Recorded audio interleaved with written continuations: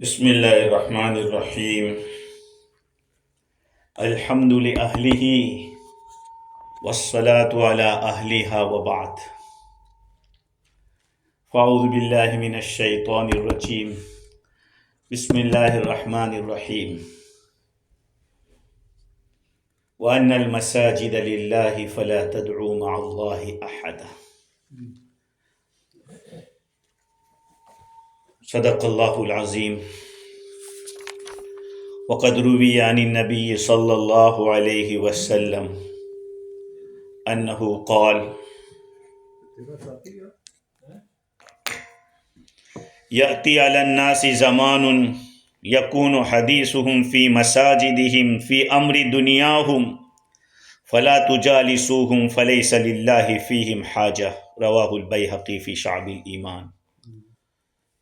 دیکھو بزرگوں، پیارے بھائیوں، گفتگو ہماری چل رہی تھی آداب مساجد کے بارے میں، احادیث شریفہ کا ذخیرہ، مسجد کی اہمیت کے بارے میں، مسجد کی فضیلت کے بارے میں بہت ساری روایات ہیں۔ جہاں تک فضائل ہے وہیں پر اس کے مسائل بھی ہیں۔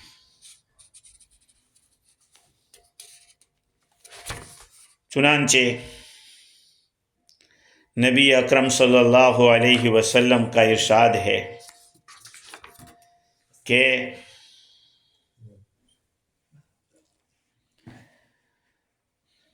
مسجد کی جو زیارت کرنے والا ہے اس کا ایک حق ہوتا ہے۔ جو کسی کی زیارت کے لیے جاوے، کسی کی ملاقات کے لیے جاوے، تو اس زائر کا حق ہے۔ ایک روایت میں ہے رسول اکرم صلی اللہ علیہ وسلم نے ارشاد فرمایا، اذا کان یوم القیامہ یقول اللہ عز وجل این جیرانی این جیرانی۔ قیامت کا دن ہوگا، اللہ تعالیٰ فرمائیں گے کہاں ہے میرے پڑوسی، کہاں ہے میرے پڑوسی؟ فرشتے عرض کریں گے فیقول الملائکہ یا ربنا ومن ينبغی لہ ان یجاورک۔ فرشتے عرض کریں گے ہمارے رب، آپ کا پڑوس میں کون رہ سکتا ہے؟ فیقول اللہ این زوار المساجد۔ مسجد کی زیارت کرنے والے کہاں ہیں؟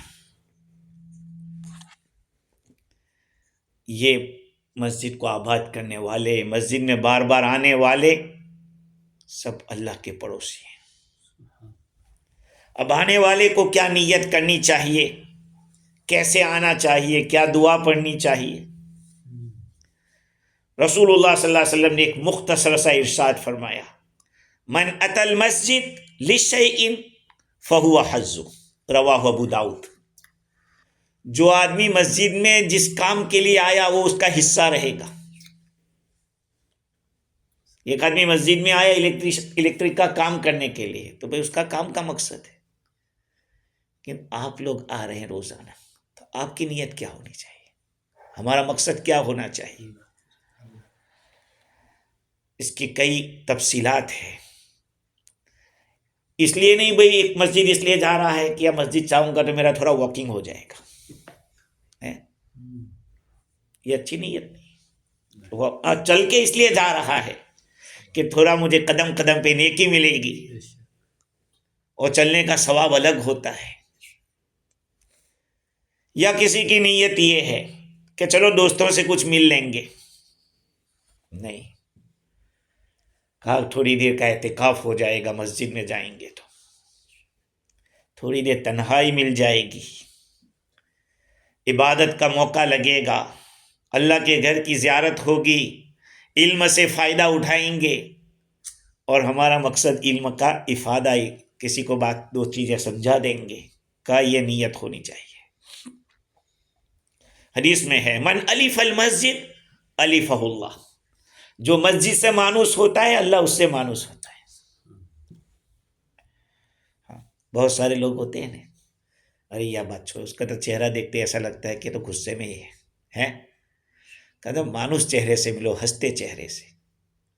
تو بندہ جب اللہ کے گھر آتا ہے تو وہ اللہ سے مانوس، کسی کے گھر بار بار جاتے ہیں تو اس سے تعلق ہو جاتا ہے. اور ایک اور حدیث ہے، ان بیوتی فی اراضی المساجد، زمین میں، میری زمین میں میرے گھر وہ میری مسجدیں مسجدیں. وَإِنَّ زُوَّارِ مِنْهَا عُمَّارُهَا، اور اس میں زیارت کرنے والے وہ اس کو آباد کرنے والے ہیں.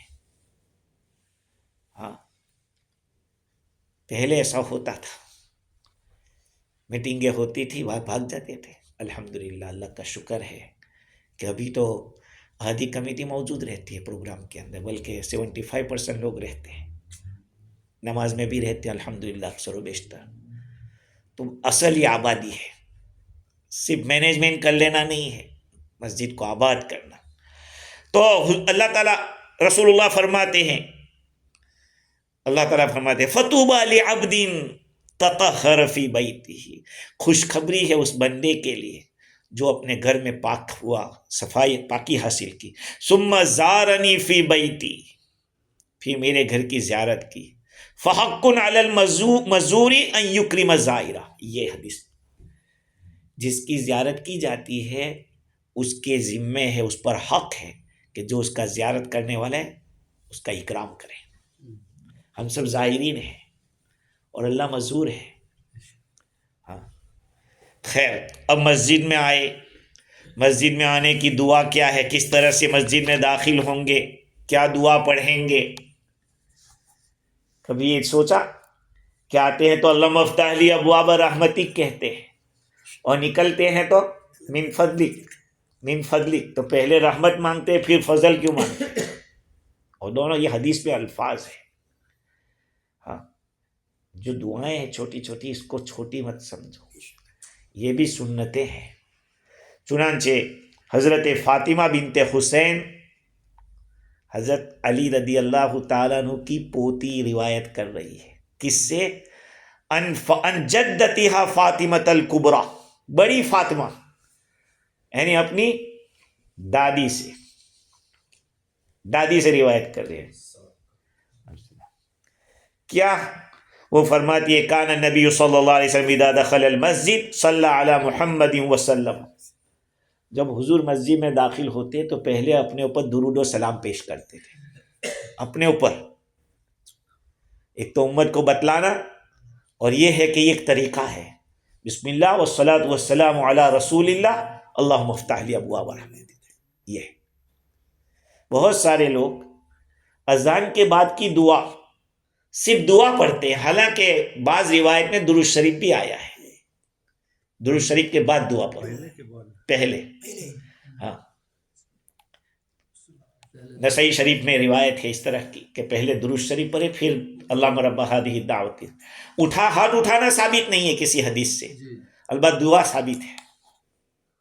خیر، تو آپ صلی اللہ علیہ وسلم جب مسجد میں داخل ہوتے تو اپنے محمد صلی اللہ علیہ وسلم پر درود و سلام بھیجتے، پھر عرض کرتے ربی اغفر لی ذنوبی وافتح لی ابواب رحمتک، یہ اللہ تو میرے گناہ کو معاف کر اور میرے لیے رحمت کے دروازے کھولے. پہلے مغفرت پھر رحمت، پہلے تخلیہ پھر تحلیہ، سمجھے؟ پہلے تخلیہ پھر تحلیہ. تخلیہ کے معنی ایمٹی کرنا، خالی کر دینا، اور تحلیہ کے معنی ڈیکوریٹ کرنا. وہ کلی جانتے، کلی کرنا، ہمارے یہ تو آپ تو جانتے ہیں، انڈیا پاکستان کے لوگ جانے، فجی میں اس کو کیا کہتے ہیں ہمیں معلوم نہیں. یہ جو بڑی بڑی ہانڈی ہوتی ہے اس کو چمکانے کے لیے ایک دو سال کے اندر اس کو آگی کے اوپر رکھتے ہیں، اور اس کو یہ کر کے پھر اس کا جو کچرا ہوتا ہے وہ پہلے نکالتے ہیں، اس کے بعد اس کے اندر کلئی کرتے ہیں، وہ چمک پیدا ہوتی ہے، صفائی. ہاں تو پہلے صفائی ہوتی ہے پھر چمک ہوتی ہے. روزے میں، رمضان کے مہینے میں بندہ روزہ رکھتا ہے تو اس کی صفائی ہوتی ہے، اور رات کو تراویح سنتا ہے تو اس کی چمک پیدا ہوتی ہے. یہ تخلیہ اور تحلیہ. یہاں پر بھی پہلے مغفرت، پہلے معاف، اللہ تعالیٰ معاف کر دے، اور پھر رحمت مانگ رہا ہے تاکہ چمک پیدا ہو جائے. اچھا، اور وَإِذَا خَرَجَ صَلَّى عَلَى محمد وسلم، جب نکلتے تھے تو حضور صلی اللہ علیہ وسلم اپنے پر درود شریف بھیجتے اور پھر یہ دعا کرتے، رب اغفر لی ذنوبی وافتح لی ابواب فضلک۔ ہم لوگ پڑھتے اللہم انی اسألک من فضلک، وہ بھی روایت ہے، مسلم شریف کی وہ روایت ہے، اور یہ روایت ترمذی، مسند احمد اور ابن ماجہ کی ہے کہ اللہ تو میرے گناہ معاف کر دے اور تیرے فضل کے دروازے کھول دے۔ تو پہلے رحمت پھر فضل، ایسا کیوں؟ اس لیے کہ بندہ اندر آئے گا تو اللہ کی عبادت کرے گا، اور عبادت کے لیے رحمت کی ضرورت پڑ رہی ہے۔ اللہ کی رحمت ہوگی تبھی ہم عبادت کر پائیں گے۔ باہر جائیں گے تو دنیا کی ضرورتیں لگی ہوئی ہیں، تو اب فضل مانگو اللہ تعالیٰ کا، اللہ تعالیٰ کا فضل مانگو۔ چونکہ بندہ جب مسجد کے اندر داخل ہوتا ہے تو اللہ تعالیٰ کے ساتھ، اللہ تعالیٰ کے ثواب، اللہ تعالیٰ کے اسی طرح سے جنت، ان ساری چیزوں کے قریب ہوتا ہے، تو اس کے لیے رحمت مناسب ہے۔ اور جب باہر نکلتا ہے تو رزق حلال اور ایسی چیزوں کی تلاش کی ضرورت ہے، تو کہا کہ یہ دعا پڑھو، اللہم انی اسألک من فضلک۔ اب مسجد میں آ جانے کے بعد بہت سارے احکام ہیں۔ بدبودار چیز کو کھا کر مسجد میں نہ آوے، بدبودار چیز کو لے کر نہ آوے۔ بدبودار چیز کے اندر جیسے کہ لہسن ہے، کچا پیاز ہے، مولی ہے، ہم لوگ مورئی کہتے ہیں، ہاں مولی ہے، اس میں بھی بو ہوتی ہے۔ کھانا بنا نہیں ہے، دیکھو کھانا بنا نہیں ہے، لیکن کھا کے مسجد میں بتاؤ، ورنہ حضور صلی اللہ علیہ وسلم نے فرمایا کہ اگر کھانا ہی ہے تو اس کو پکا لو تاکہ اس کی جو بو ہے وہ ختم ہو جائے۔ سگریٹ ہے، تمباکو ہے، ان چیزوں سے منع کیا گیا۔ چنانچہ حضرت جابر رضی اللہ تعالیٰ کی روایت ہے، رسول اللہ صلی اللہ علیہ وسلم نے ارشاد فرمایا، من اکل سوما او بصلا فلیعتزلنا او لیعتزل مسجدنا ولیقعد فی بیتہ۔ جس آدمی نے لہسن کھایا یا پیاز کھایا ہے وہ ہم سے دور رہے، ہماری مسجد سے دور رہے، اپنے گھر پہ بیٹھے۔ یہاں تو ہم نے نہیں دیکھا، پہلے ہوتا تھا ایسے، سگریٹ ایسے برابر کھینچ کھینچ کے پھر پھینکتے تھے۔ کبھی بات دیکھو، علماء دیوبند کی یہی خوبی ہے، اس کو حرام نہیں کہا، سگریٹ کو، ہاں سگریٹ کو، تمباکو کو حرام نہیں کہا، مکروہ کہا۔ وہ بھی کیوں؟ بدبو کی وجہ سے، اس لیے کہ یہ بعضوں کے لیے علاج ہوتا ہے، ڈپریشن ہے، کسی کو گیسٹرک کی تکلیف ہے تو اس کے لیے فائدہ بھی ہے، اور یہ ضروری نہیں کہ ہر ایک کو وہ بیماری لگ جاتی ہو جو اس پر لکھی ہے، تو اس لیے میں نے اس کو پروموٹ نہیں کرتا کہ کرو، لیکن یہ ہے کہ اس کو حرام نہیں کہا۔ جب حرام نہیں کہا تو کوئی بیچے گا تو وہ بھی حرام نہیں کہلائے گا، سمجھ رہے؟ خیر، پان کھاؤ، پان کھانے کے بعد تو کوئی حرج نہیں ہے، لیکن اگر تمباکو اس میں ڈال کے کھاتے اگر بو آتی ہے، سب سے بڑی بات بدبو ہے، یاد رکھو۔ اسی لیے علماء نے یہیں سے ایک مسئلہ نکالا کہ وہ آدمی جس کے منہ سے بدبو آ رہی ہے، بیماری ہوتی ہے، اس کو بخر کہتے ہیں، بخر، باخارا، اس کو، وہ ایک بیماری ہے۔ اس لیے علماء نے لکھا ہے کہ اگر کسی نے غلام بیچا اور اس میں بخر کی بیماری ہے تو اس کو عیب کی وجہ سے واپس نہیں کیا جائے گا، لیکن باندی کو بیچا اور اس میں یہ بیماری ہے، اس کو واپس کیا، یہ عیب ہے، باندی میں عیب ہے، غلام میں عیب نہیں ہے، غلام کے ساتھ اس کو سونا نہیں ہے، اس لیے وہ بدبو اس کو نقصان نہیں دے گی۔ کوئی آدمی ایسا، اس کو ایسا زخم ہوا ہے کہ اس کے بدن سے بدبو کا گھر نماز پڑھو۔ حضرت عمر رضی اللہ تعالیٰ عنہ کے زمانے میں ایک اس طرح کا برآمدہ بنا ہوا تھا، ایک ایریا ایسا بنا ہوا تھا جو کہ ایسا بھیج دیتے کہ جاؤ،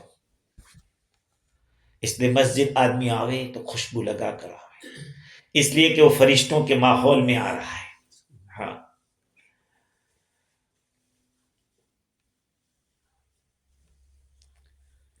حضور اکرم صلی اللہ علیہ وسلم نے فرمایا، ایک روایت میں ہے کہ آپ صلی اللہ علیہ وسلم کے پاس سبزی لائی گئی، اس میں کچھ بو پائی، تو آپ نے پوچھا کہ بھائی کیا ہے؟ تو کہا یہ سبزی ہے۔ کہا تم اپنے دوسرے ساتھیوں کو دے دو۔ آپ نے ناپسند کیا اس کے کھانے کو، آپ نے فرمایا کہ کھاؤ، فَإِنِّي أُنَاجِي مَن لَا تُنَاجِي، میں ایسی مخلوق سے سرگوشی کرتا ہوں جس سے تم نہیں کرتے ہو۔ اگر آپ سوچتے ہیں کہ مسجد میں کوئی نہیں ہے، تب بھی فرشتوں کا ماحول ہے، یہ فرشتوں کا ماحول ہے۔ اس لیے آدمی کچا لہسن کھا کے نہ آوے، کچا پیاز کھا کے نہ آوے۔ اور مسجد میں بات کرنے کے لیے آنا، صرف بات کرنے کے لیے، یہ اچھا نہیں ہے۔ دیکھو مسجد میں آتے ہی اگر مکروہ وقت نہیں ہے تو آدمی 2 رکعت تحیۃ المسجد پڑھ لے، دن میں 1 مرتبہ پڑھ لی، پورے دن کے لیے کافی ہے۔ اب بار بار پڑھنے کی ضرورت نہیں، لیکن اگر پڑھتے ہو تو اچھا ہے، منع بھی نہیں ہے، ثواب ملے گا، اچھا ہے 2 رکعت۔ ہاں، اور جو لوگ نہیں پڑھتے، مسجد کو صرف یوز کرتے ہیں، ان کو معلوم ہونا چاہیے کہ یہ بہت ہی غلط کام ہے، اس لیے کہ حضور اکرم صلی اللہ علیہ وسلم نے ارشاد فرمایا کہ قیامت کی نشانیوں میں سے یہ ہے کہ آدمی مسجد کی لمبائی اور چوڑائی میں گھومے گا اور 1 رکعت بھی نہیں پڑھے گا۔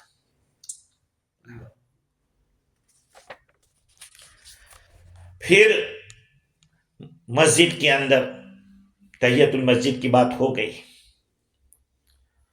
مسجد میں شور و شغب کرنا، آواز کرنا، خرید و فروخت کی باتیں کرنا، سودے کرنا،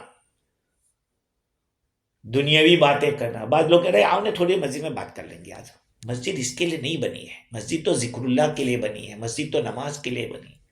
اسی لیے ہر میٹنگ کے اندر بھی میں 2 رکعت اس لیے پڑھتا کہ کچھ دیکھ کر بھی سمجھ کے پڑھ لے کہ بھائی یہ مسجد، یہ بھی نیچے بھی مسجد ہے، یہ بات یاد رکھ لیں۔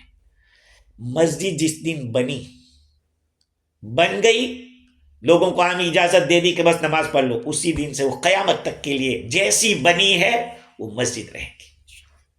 اگر مسجد بنی نہیں تھی، اور یعنی بالکل بنی نہیں تھی، آپ نے نیچے دکان رکھی، اوپر مسجد رکھی، یا مسجد بنائی اور اس کے اوپر اسی وقت بننے سے یعنی تیاری کی تھی، اس وقت تو پلان ہی تھا کہ اوپر امام کے لیے رکھیں گے، یہ مسجد رہے گی، اس کا دروازہ الگ رہے گا، راستہ الگ رہے گا، تو ٹھیک ہے۔ مسجد بن جانے کے بعد مسجد پر کوئی روم بنا رہے امام کے لیے نہیں، ایک دفعہ بن گئی، قیامت تک کے لیے وہ ویسی رہے گی۔ اور ایک بات یاد رکھیں، مسجد بنانے سے پہلے 100 دفعہ یہ سوچ لو کہ یہ مسجد ہے تمہاری خود کی ملکیت ہے؟ اگر ملکیت خود نہیں، آپ نے زمین خریدی نہیں ہے، کسی کی بلڈنگ اور کا یہ مسجد ایسے نہیں ہوتی، اس لیے کہ مسجد تو ہمیشہ کے لیے مسجد ہوتی ہے۔ میں نے بعض لوگوں کو کہا تو بعض لوگوں کو برا لگے تو کیا کروں گا میں، وہی مسجد بلال، میں نے پوچھا کہ وہ کس کی پراپرٹی، کہا کہ وہ تو رینٹ پہ ہے، کل تم کو نکال لیں گے تو پھر یہ مسجد کا لفظ کس کا ہوگا؟ اس کو مرکز کہو، سینٹر کہو، مصلی کہو، عبادت گاہ کہو، کچھ بھی کہہ دو، کہ مسجد ایک ایسا لفظ ہے کہ ونس بن گئی، 7 زمین 7 آسمان، اگر وہاں کے رہنے کی چیزیں لوگ چلے جائیں، فجی میں ایسا ہوا، بنی بکلوا کے اندر ایک گھر تھا مسلمان، وہ بھی بیچ دیا، کہیں بھی ٹھیک ہو، اب بازو میں کوئی ہے نہیں، یہ مسجد تو رہے گی مسجد ہی، سمجھ رہے ہیں؟ اس لیے کہا کہ جنگل میں مسجد مت بناؤ، عبادت کا بناؤ، مصلی بناؤ کہ آنے جانے والے مسافر وہاں سے نماز پڑھ کے جائیں، جہاں آبادی ہو۔ اب آبادی ختم ہو گئی اور مسجد ایسی ویران ہو گئی، وہ تو ہمیشہ مسجد رہے گی۔ اب اس مسجد کا سامان کیا کریں گے؟ تو کہا کہ جو آباد مسجد ہے اس میں دو، واقف ہے تو اس نے کہا کہ بھئی میں جہاں چاہوں وہاں دوں، واقف اگر ہے وقف کرنے والا بہت۔ دیکھو ایک بات یاد رکھو، ہم لوگ وقف کے مسئلوں سے واقف نہیں ہیں، وقف کے مسئلے بہت ایک وقف علی الاولاد ہوتا ہے، کسی کی بہت ساری اولاد ہو تو ایک بلڈنگ ایسے کہا کہ میری اولاد کے لیے کبھی بیچ نہیں سکتے، اس کا جو کچھ بھی آئے گا میری اولاد پہ تقسیم ہوتا رہے گا، اس کو وقف علی الاولاد کہتے ہیں۔ کیونکہ بعض بھائی ایسے ہوتے ہیں کہ جو اڑانے والے ہو تو سوچیں کہ اس کو بیچ کے پیسہ حصہ کر لو اپنا. لیکن جو بعض ایسے بڈھے تھے، ہوشیار لوگ تھے کہ اس میں کچھ گڑبڑ نہ کر سکے. بمبئی میں جب یہاں سے گیا، اس کے بعد بمبئی میں میری نوکری تھی، تو وہاں ایک مسئلہ آیا. وہ مسئلہ سالوں سے پڑا ہوا تھا، بیچارے پریشان. دیکھا اس کو کون لکھے گا، پتا تھا یہ نیوزی لینڈ سے آیا ہے. تو کہا کہ یہ، میں نے کہا دیکھو مجھے 4 مہینے چاہیے اس کے لیے، کیونکہ انگلش کا اردو کرانا پڑے گا. الحمدللہ ان کا فتویٰ ہم نے لکھا. کہا کہ ہم تو نا امید ہو گئے تھے کہ اس کو کوئی دین کا، آپ کی زندگی میں کوئی مسئلہ ایسا نہیں ہے کہ جس کا دین میں سولوشن نہ ہو. کیونکہ ہمارا دین ہے نا، عقائد، عبادات، معاملات، معاشرت، اخلاق، یہ ساری چیزوں سے بھرا ہوا ہے. اب اس سے باہر کوئی چیز اور ہو نہیں سکتی، اور ہر ایک کا سولوشن آپ کو ملے گا. خیر، تو مسجد کے اندر ایک تو شور شغب نہیں ہونا چاہیے. اسی لیے ایسی شعر شاعری کہ جس کا میننگ اچھا نہ ہو، پیار کی باتیں اور دنیا اس طرح کی باتیں ہو، اس کی اجازت نہیں ہے شعر شاعری کرنے کی. ہاں، اللہ تعالیٰ کی تعریف ہے، رسول اللہ صلی اللہ علیہ وسلم کی نعت ہے، آخرت کی یاد ہے. لیکن یہ بھی نہیں ہونا چاہیے کہ پورا پروگرام صرف نعت ہی ہو، نظمیں ہی ہو، کیونکہ یہ پھر مجلس سیما بن جائے گی. اور مجلس سیما، اگر آپ سیدھی سادھی شاعری بولو تو کوئی کسی کو مزہ نہیں ہے، کچھ مزہ نہیں آیا. لیکن ذرا سے للکار کے بولو تو ترنم کے ساتھ، اور واہ واہ واہ واہ، وہ ہو جائے گا.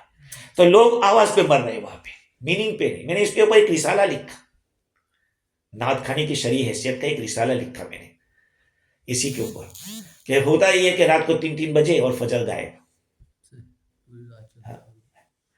خیر، خرید و فروخت کرنا مسجد میں، بیچنا، خریدنا. معتکف مسجد میں بیٹھ کر سودا کر سکتا ہے، اعتکاف والا مسجد میں بیٹھ کے کھا بھی سکتا ہے. کوئی اور آدمی آ کے کھا لے، اس کو اجازت نہیں ہے. جو نیچے کھاتے ہیں، اس لیے میں بار بار کہتا ہوں کہ جب کبھی فیملی نائٹ یا کچھ بھی ہو، آپ اعتکاف کی نیت سے جائیے، اعتکاف کے ساتھ رہیے، اتنی دیر ثواب بھی ملے گا. آپ اگر کسی سے بات بھی کرے کوئی بات نہیں، کھانا بھی کھائے تو کوئی بات نہیں. ہاں، یہ نہیں کہ مسجد کو صرف یوز کیا، اللہ کا گھر ہے. رسول اللہ صلی اللہ علیہ وسلم نے ارشاد فرمایا، حضرت عمرو بن شعیب رضی اللہ عنہ فرماتے ہیں کہ وہ اپنے والد سے، ان کے دادا سے نقل کرتے ہیں، آپ صلی اللہ علیہ وسلم نے منع کیا مسجد میں خرید و فروخت کرنے سے. ایک بات. دوسری بات، مسجد میں گمشدہ چیز کا اعلان کرنے سے. بھائی کسی کی گھڑی گم ہو گئی تو مجھ سے لے لینا، کسی کا یہ گم ہو گئے تو کسی کو ملی ہو تو مجھے دے دینا. حضور اکرم صلی اللہ علیہ وسلم نے اس سے منع فرمایا ہے. کیوں منع کیا؟ یہ مسجد اس کی جگہ نہیں ہے. ہاں، چنانچہ کسی نے مسجد کے اندر ایسا اعلان کر دیا تو حضور صلی اللہ علیہ وسلم نے فرمایا، من سمع رجلا ينشد ضالة في المسجد فليقل لا ردها الله عليك فإن المساجد لم تبن لهذا، رواہ مسلم. جو ایک آدمی کو سنا کہ وہ کچھ گمشدہ چیز کا مسجد میں اعلان کر رہا ہے، تو حضور فرماتے کوئی اس طرح کرے تو اس کو کہہ دو لا ردہ اللہ علیک، اللہ لوٹائے گا تجھ کو. اس لیے کہ مسجد اس کے لیے بنی نہیں ہے، مسجد اس کے لیے نہیں بنی ہے. تو مسجد میں گمشدہ چیز کا اعلان کرنا منع ہے، مکروہ تحریمی ہے. بچے گم ہونے کا ہم اعلان کر دیتے ہیں، بچے گم ہوتے ہیں، ہاں، اس کا اعلان تو وہ نہیں ہونا چاہیے. ایسے آدمی تلاش کرتے کرتے جاوے، بات الگ ہے. اور کوئی چیز اس طرح کی طے کر دینی چاہیے کہ بھائی یہاں ایک آفس ہے، کوئی بھی گمشدہ چیز ہوگی وہاں پہ ملے گی، یا وہاں جا کے دے دے. جیسے مکہ مکرمہ کے اندر حرم شریف کے نیچے ایک اس طرح کا آفس ہے، آپ کو کوئی چیز ملی ہے وہاں دے دو. ہاں، کیونکہ گمشدہ چیز کا حکم بھی بہت بھاری ہے، یاد رکھ لینا. اگر آپ کی نیت دینے کی ہے، پہنچانے کی ہے، اگر آپ نے اس کو اٹھا لیا اور تو کہا کہ وہ چیز کتنی ویلیویبل ہے کہ آدمی کب تک اس کو بھولے گا نہیں. $50,000 مل گئے آپ کو، زندگی پر آدمی نہیں بھولے گا. تو کہا 5 سال تک اعلان کرانا پڑے گا کہ مجھے ایک بڑی رقم ملی ہے، جس کو جو ہو مجھے نشانی دلا کر لے جاوے. اور 5 سال کے بعد بھی آپ نے اس کو صدقہ کر دیا، صدقے کا ثواب اس کو ملے گا. لیکن اگر وہ آیا کہا بھائی مجھے تو چاہیے، مجھے صدقہ نہیں، مجھے پیسوں کی ضرورت ہے، آپ کو دینا پڑے گا. امام ابو حنیفہ رحمۃ اللہ علیہ تشریف لے جا رہے تھے، ایک عورت نے کوئی بٹوا پڑا ہوا تھا، کہا کہ یہ لائی، اب وہ لے کر آئے تو کہا کہ میرا نہیں ہے، پہنچا دینا، میری ذمہ داری کا کام ہے۔ اور تو مسجد کے اندر گمشدہ چیز کا اعلان نہیں ہوگا۔ کبھی کبھی ہم لوگ مامارے کر دیں گے، نہیں، اس کی اجازت نہیں۔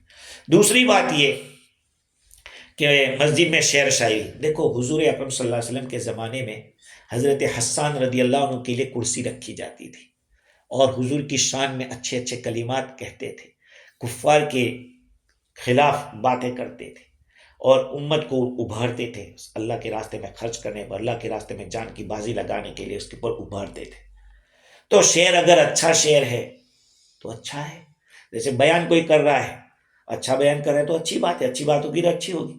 اگر وہ گالیاں دے رہا ہے بیان کے اندر، اناپ شناپ حدیثیں پڑھ رہا ہے، تو ظاہری بات ہے وہ بھی غلط ہو جائے گا۔ ایک اور بات، مسجد میں باتیں کرنا۔ حضرت حسن بصری رحمۃ اللہ علیہ روایت کرتے ہیں، رسول اللہ صلی اللہ علیہ وسلم نے فرمایا لوگوں پر ایک ایسا زمانہ آئے گا کہ ان کی باتیں ان کی مسجدوں میں ہوگی، دنیا کی باتیں مسجدوں میں ہوگی، لہذا ان کے ساتھ مت بیٹھنا، اللہ کو ان کی کوئی ضرورت نہیں ہے۔ حضرت امام مالک فرماتے ہیں کہ حضرت عمر رضی اللہ تعالیٰ عنہ نے مسجد کے ایک کونے کے اندر باہر کی سائٹ میں چوگان ایسا بنایا تھا جس کو بطیحہ کہتے تھے۔ فرماتے جو کوئی الٹی سیدھی بات کرنا چاہے ادھر جاوے، شعر شاعری کرنا چاہے ادھر جاوے، آواز کو بلند کرنا چاہے وہ ادھر نکل جاوے، یہاں کوئی نہ رہے۔ یہ بھی ایک بات ہے۔ پھر ایک اور مسئلہ ہے زور زور سے آواز کرنا، اس کے بارے میں تو بات آ گئی اسی حدیث کے اندر۔